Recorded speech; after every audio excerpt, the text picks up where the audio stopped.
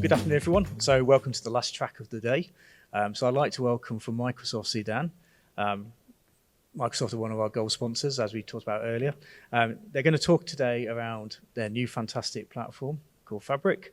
And then Rob Lundy, who is the Teradata product manager for AI Unlimited, is going to give you a demo of AI Unlimited with Fabric. So thanks very much.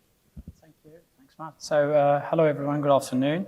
I guess you're here because the Fabric, everyone probably knows about Fabric.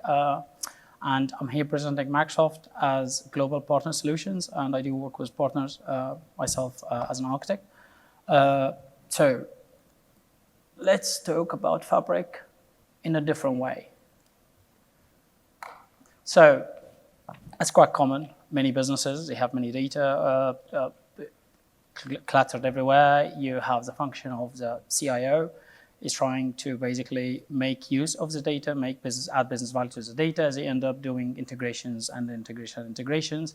Every integration's wasting time and skills and resources just to copy the data from one place to one place. And this is quite common with all of our customers. And that's why where Fabric, similar to other products, is already out there in the market. It's just the need come to it.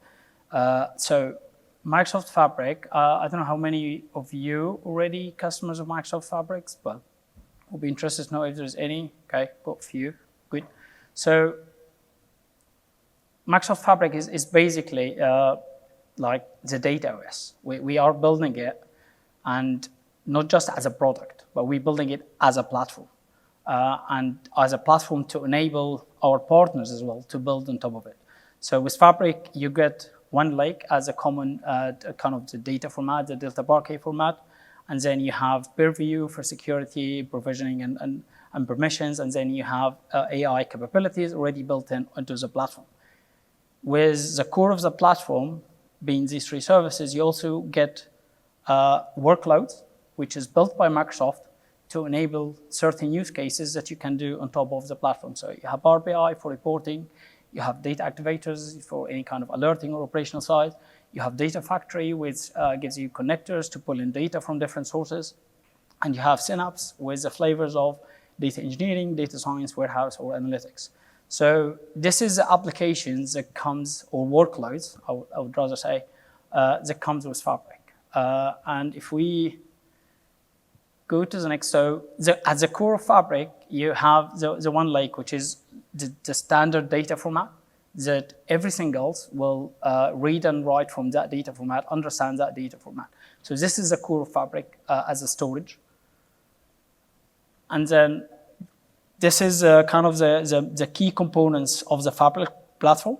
So you have AI services, you have workspaces where you have a data scientist, personas, and they have workspaces. You have data engineering, they can share data across. You have compute engines, whatever that's SQL, whatever that's Spark compute engines, and whatever that something ISV compute engines, which Teradata AI Unlimited is an example of. You have a standard security model across all these workloads, the ones that Microsoft builds and the ones that ISVs will build. And at the bottom of it, you would have the one lake, the same kind of data foundation that feeds into all of that.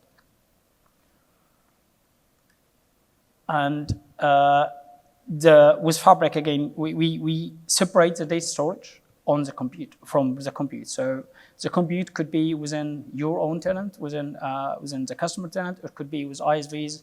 You have the option to basically utilize ISVs' compute engines under their own tenant, or some ISVs, they will have a compute application or workloads runs within the customer tenant itself. And they will do this through integration with the Fabric APIs. So with Fabric, you have different options of integrating with other ISVs or with other workloads. You have the Data Factory side, where you can copy in data in and out. You have shortcuts, where you can create pointers to the data, like in Amazon S3 buckets. And also you would have the APIs that you can read and write directly from Fabric, or you can have mirroring, which is basically features some data platforms will have to basically you creating effectively a copy of the data. And you have another flavor. So this is basically just an example here showing the different compute engines that you can have running on the same one lake data.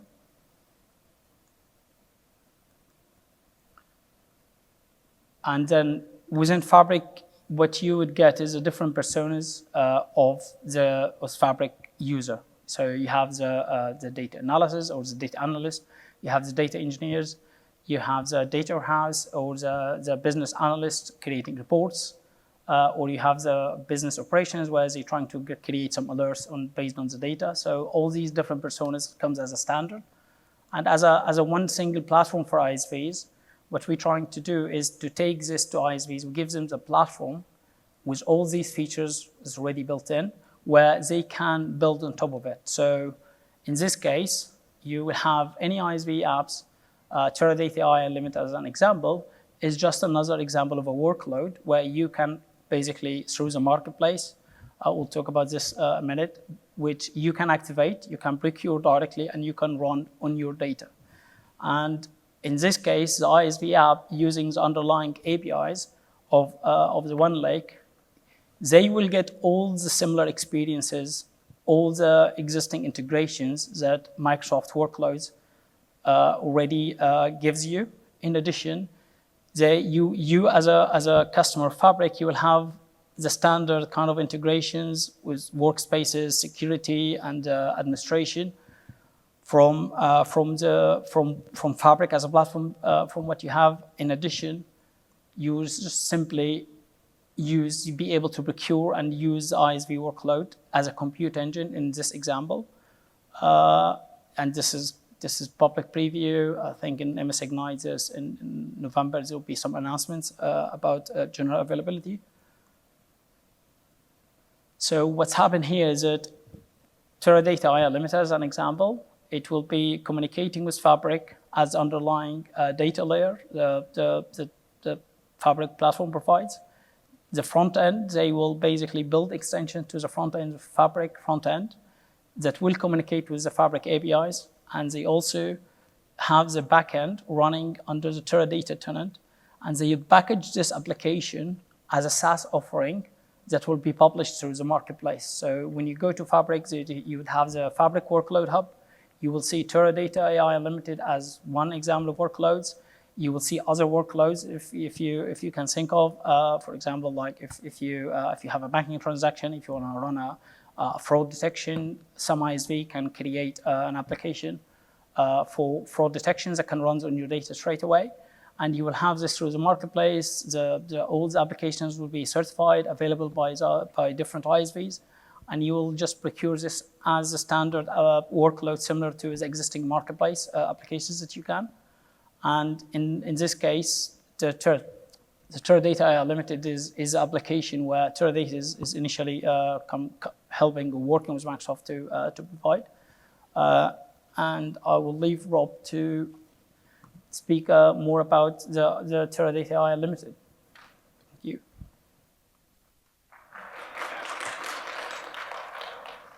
All right. Thank you, Zidan. All right, so before I start talking about the integration that we're doing with Fabric, I'll go ahead and give a quick overview of AI Unlimited. How many people are familiar with AI Unlimited? Or just got a couple people. All right, so AI Unlimited is becoming a family of standalone products where we are taking the analytic engine out of the enterprise data warehouse and bringing it as close to the builders, data scientists, data engineers as we can. So it's carrying forward some of the themes that we heard this morning in the keynotes. We're meeting the users where they want to be, and we're reducing friction. And so the simplest way to describe this, it is this on-demand transient engine used for experimentation or also now in ETL. So in every case it's transient, in every case it's on demand. We have a version that's in public preview. Oh, let's see. I think a slide was trimmed. Okay, great. So we had a slide trimmed, but I'll just say we have a version that's in public preview that you deploy on your own infrastructure. And so we affectionately call that marketplace. This would be where you provide your own compute. You'd be running our engine. You'd be managing projects and users through GitHub. And the friction that we removed with this initial version was that 0 to 1 experience. So if you set it up on behalf of a data scientist, they use our engine they're in a notebook for about an hour.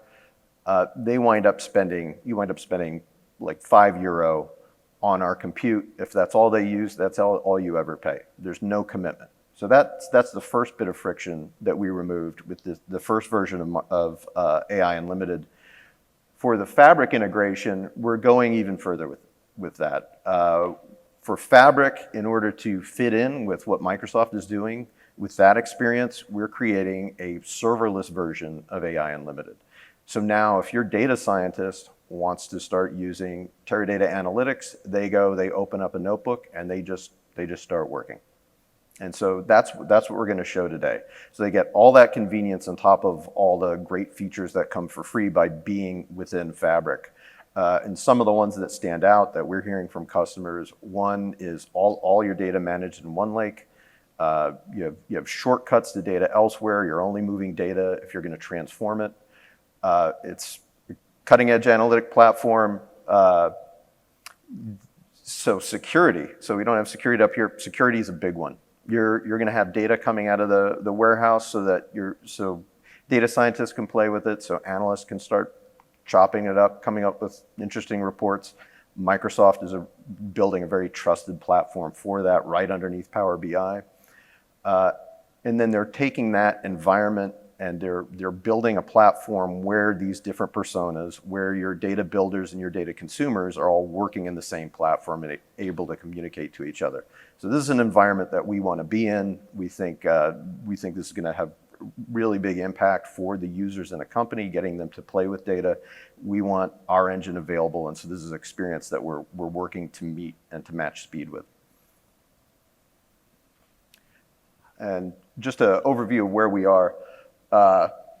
So Microsoft announced their ISV, their extensibility framework for ISVs at Microsoft Build in May. This is the framework that we used. We're one of the pilot ISVs creating a workload. And a workload in Fabric speak is essentially an application. We worked with Microsoft to do an early preview to enterprise customers through their enterprise voice program. And we're all working towards a public preview in November for the Workload Hub. So a workload's an application. The Workload Hub is essentially an app store. That's going to be where you can go and try your different workload, find offerings like AI Unlimited. And so here I'll do the architecture. I don't think these are my slides. Yeah, I think these are really old slides. I don't think we have the slides. So let's see. Let me see. So this is a high-level view of the architecture. Again, different from what the version I was talking about before. Here, Teradata is hosting compute. It's serverless, so we're hosting the compute. So all of that is in our tenant. We're communicating to the Fabric tenant. We're presenting our UI within the Fabric UI through an iframe. This is part of the extensibility framework, and then we're reading and writing directly to OneLake. Yeah, let's see. Yeah, these aren't the slides. So let's see. I'm trying to think if it's worth talking to the architecture or not in this time that we have. So I could talk about it in the abstract. I think the important takeaway would be we're actually building something purposefully to fit with AI, with Fabric. So we have a number of services that are running along with the Fabric services in the cloud there. So I was going to jump through there, and we're going to see a different flow through what's actually happening. I suppose I can answer some questions. Yeah. Yeah. Sure. Yeah. Yeah.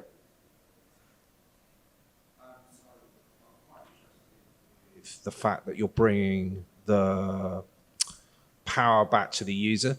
Yeah. In my industry in particular, there's been a move away in the opposite direction because there was too much power to the user. Okay.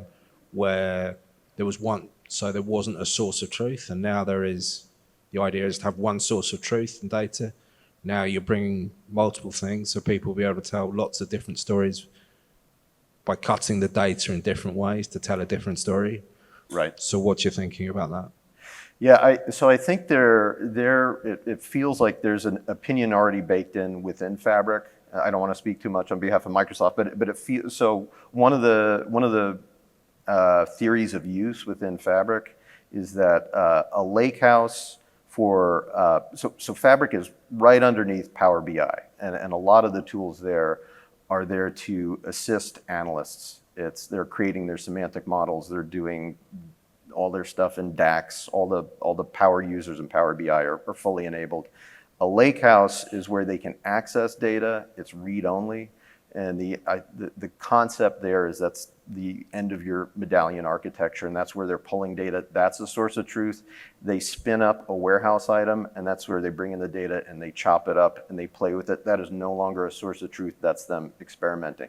So it feels like there's some sort of like a partitioning. Like here's the golden stuff, and then here, okay, go ahead, play, innovate, and we could at least roll back. And so I think, so AI Unlimited, our target is really the data scientists and the data engineers, not as much the analysts. Yeah, go for it. Sure. In Fabric, you're not giving the data to the users.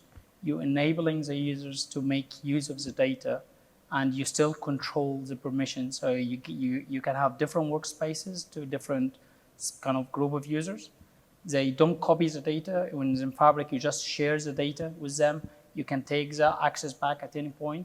And then when they build different applications with that, they can store it in their own workspaces, and then they can share it with other set of users. So it's not like you're giving them the data or you letting them building yet another integration. It's just to enable use cases for them to use. So that should increase productivity and should give different users access to the data. You still own it, and you still own the permissions of that data and kind of the controls, the security aspect of it, and the data governance as well. Yeah. How does that? But you're not fully convinced, is that?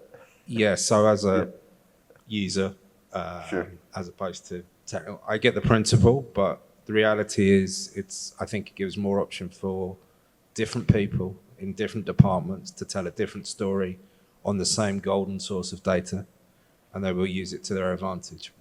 And that is the concern for me. So all the good stuff is still there, which I understand, but Different, yeah. people will tell different stories to suit their needs with the same set of data. Yeah, I don't know if we can solve that problem. I think that's,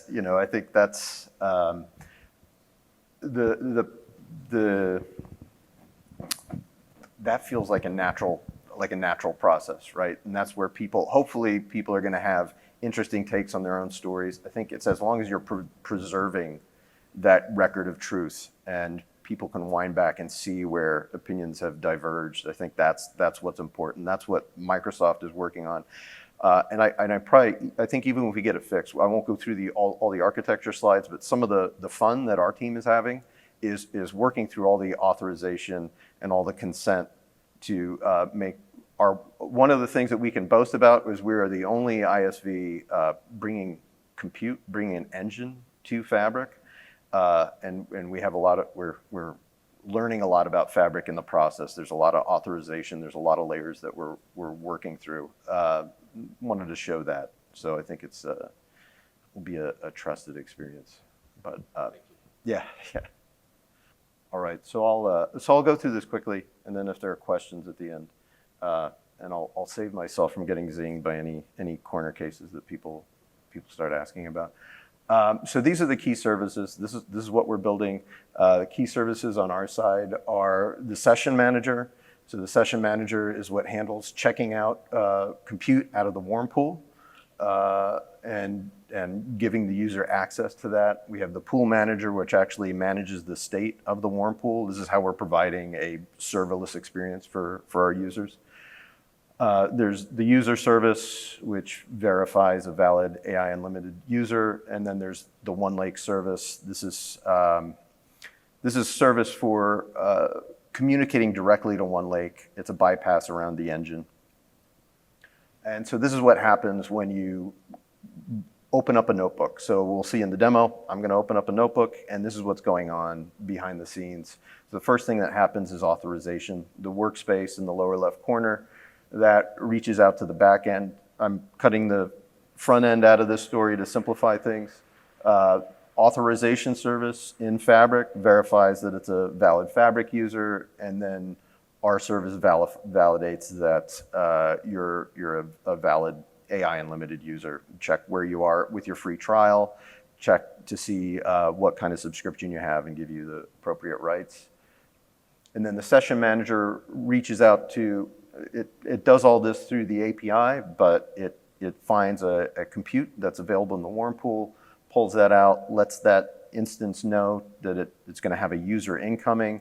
That instance reaches out to storage, which is exclusively for the notebook, for built-ins or tables or anything that's included in that notebook, so it knows what kind of notebook it's going to be. And then the pool manager replenishes that, and then session manager creates ingress, opens up a WebSocket so that the user can connect to Jupyter, which connects them to our compute. And now with an active notebook, the user's activity is going through that top line. The engine is communicating directly, reading and writing directly from OneLake.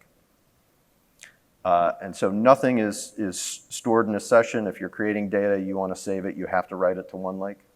I actually don't have a slide for destruction, but what happens at the end, if a user, so there are two ways that a session ends. So the first would be a user here on the left from the workspace, closes their tab or disconnects, and that sends a message to the session manager, which destroys the ingress at the top and then destroys the compute. The other way it could happen is on idle. So if your user gets up and walks away and goes and grabs a beer and is gone for 15 minutes, the Jupyter client will, and they didn't leave a query running, the Jupyter client will close down its own session, and the notebook client will detect that, let the session manager know, and it will kill the compute there. So still all ephemeral compute. If you don't save it to OneLake, it's not saved anywhere. And so now I'll zoom up. So that was getting into the weeds and letting you know what's going on behind the scenes. I think the next question we get is, so how does it work with Vantage Cloud? And a lot of questions about Query Grid. So we don't have Query Grid connection. Today, the point of integration is through Object Store. A benefit of that is we don't have data scientists, data engineers using Query Grid and having a compute hit on the EDW side. So they are segregated, they come in, standalone product, have their own experience, but there is consistency across the experience. And so we see the benefit for data engineers. They get ETL from the warehouse, that any work that they do within Fabric will be consistent to that as they prepare data for use by analysts. That's going to be a consistent experience. For data scientists who decide to use our in-database functions to explore, whatever they create there will be easy to go into production in the EDW. So they're building on Teradata, or they're prepping off of Teradata. So it's the consistency and then connecting through Object Store. And so with that, I'll go ahead and talk us through a demo. So I'm going to be showing the data prep demo. We'll take a look at the workload hub in Fabric and see how users discover an offer like ours, we'll load some data into Fabric, see how easy that is to do, and then we're going to take a quick look at our data prep use case. Does this play automatically? Let's see. Am I playing? I'm playing now. So we're in the data science workload. This is a native workload in Fabric. I want to try something else, so I go to workloads. I can see the other native workloads, other native applications. I can see what other people have added in my organization. We happen to already be added. This is the workload hub. This is where I could find a bunch of new things. So when it's public preview, there'll be more things there. I can click in, I can see what kind of item types I get. I can see a description. Since this is already here, we could actually go in and manage which Fabric capacity it'd be assigned to. So I just found this, but first I want to bring in some data that I'm going to play with. So I go to a shared workspace with my colleagues. I can see various items in there. I see AI Unlimited notebooks. I see lake houses. I see data warehouses. I'm going to go ahead and create a lake house for what I'm about to do.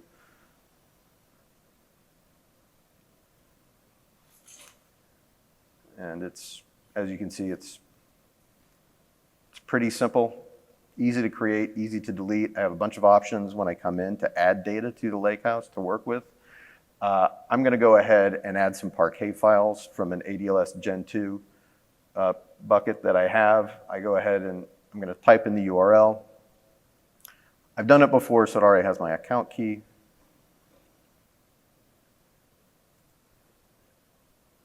And I will, I'll browse through. I think I wind up bringing in the entire folder.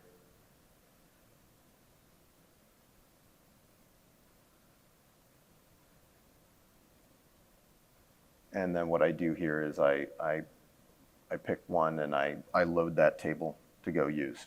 But this is the experience of I'm creating a shortcut to ADLS Gen 2. And so this is how easy it is to access data via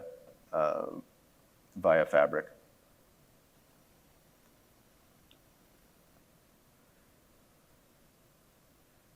Let's see if I...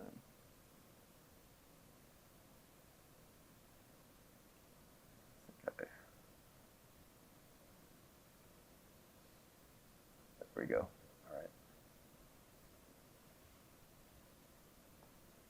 All right, and so I'm checking the columns.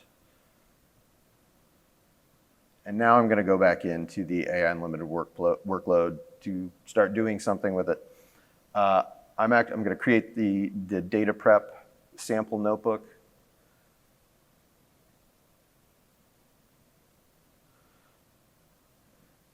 And you can see this demo out on the show floor. We have a couple demos. We like segmenting things with the k-means model, so I think we have a couple different demos that both do that. But now I'm in the notebook, and on the side here, that lake house, that's the Lake House Explorer, and that's that pass-through that talks directly to OneLake. And so here, this is the lake house that I just created. I can connect to that, and I only added one table, but I think as we look at it, you can see this is a way to browse the different tables. You can take a look at the columns, and then we have a drag and drop feature that I'm going to show off here that essentially drops it in with a set expression. This is an easy way to browse through your data and bring it into where you're working. That's the functionality here. If there were a lot more tables, I think it'd be easier to see the value of being able to browse through and check columns. I'm running it, I think, to just prove that it runs. This is not really part of this demo, so I'm going to go ahead and delete this in a second. And the reason we're here is for all the things that we're showing in this data prep demo. And so as you go out on the floor, I think we'll have a bigger pitch for you for Teradata for the ClearScape analytics, but we're going through and we're doing data prep. We're going to do some segmentation, and so we're taking a look at the data. We're seeing what came out of the ETL, and then we want to we're removing outliers, We're then filling in missing data by imputing data, and then we're creating some features. So we want to segment based on purchase behavior. So we're creating, I think it's like total sales by product, and then creating, so sales per item. And then we normalize all this data, and then we're going to put it through our k-means model. Again, we like this one. It's kind of visual. It's fun to talk to, so it's great for a demo. We put it in there, and through this curve, we can now segment our users based on what we're analyzing. And then at the end of the demo, towards the end of the demo, we now take that entire process and we put it all into a single simple query. So something that is nice and efficient for putting into production. And then we close it out with our silhouette function, and this is to check that model, see how it's performing. Are the outputs something that we would expect based on what we had done before? And so these are all the things that your data scientists could do. All this stuff that we were talking about, it's so easy to connect, it's serverless, et cetera, et cetera. The reason all that is valuable is because of these ClearScape functions that they can run in database. So this is really what we're delivering. The rest of it is how we're delivering it. Let's see. Oh, we don't want to watch that again. And so that is where we are today in private preview. Everything we saw, that's live, and you can see it out on the show floor. Now, leading up to public preview, some of the things that we're working on are monitoring hub integration. This will allow us to convert notebooks into jobs, and so we see that unlocking more data engineering use cases. We're going to have self-serve pricing and free trial. So more of that reducing friction. We're trying to make this as easy as possible for these data engineers, data scientists on the platform, on Fabric, to discover and get into Teradata analytics. And then the Azure Marketplace integration, that is where you'll be able to purchase it through Azure Marketplace. Post-launch, things that we know we're going to do. Today in private preview, it is a single node cluster that you're getting. We will have multi-node clusters, and we'll have t-shirt sizes to give users some control over the compute they're going to be accessing. And then we're doing discovery on a data prep warehouse item. So I think we see interest in ETL use cases. We would like to create another item, another experience that's part of this to pick up on the tail end of that and assist in data prep. So if anybody's interested in that, any of this, we'd love to talk to you. If anybody's interested in a private preview, this is the link. The private preview, it lasts for 2 weeks. You get 3 concurrent instances of L16 v3. It's pretty decent compute. And all your data, you do your work, it all stays in one lake. None of it is in Teradata. And we are going to be at FabricCon Europe next week. And so are we going to have a booth there? Elizabeth is going to be there, so reach out to her, and she will help connect you and take care of you at the show. So that is where we are. Any questions about AI Unlimited private preview? Yes.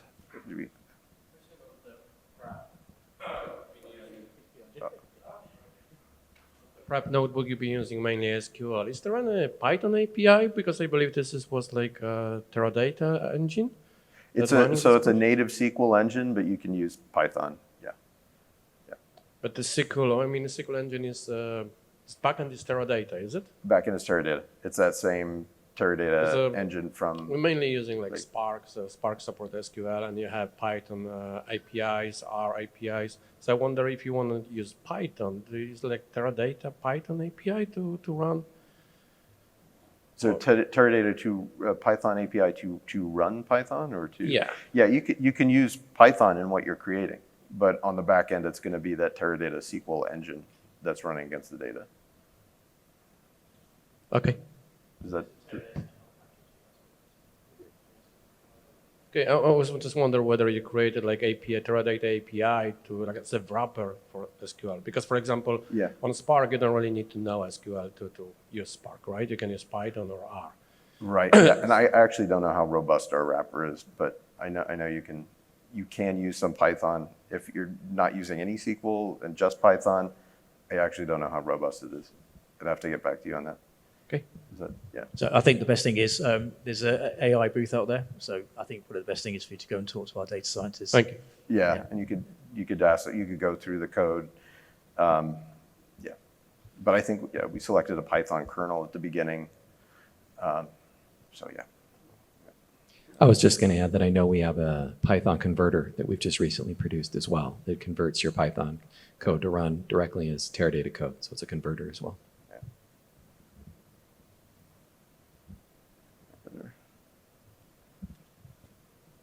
Cool. Any more questions before we wrap up? No, fantastic. Right. Thank you very much, Sidan. Thank you very much, Rob. Please, can you fill the survey in on the app? Thank you very much.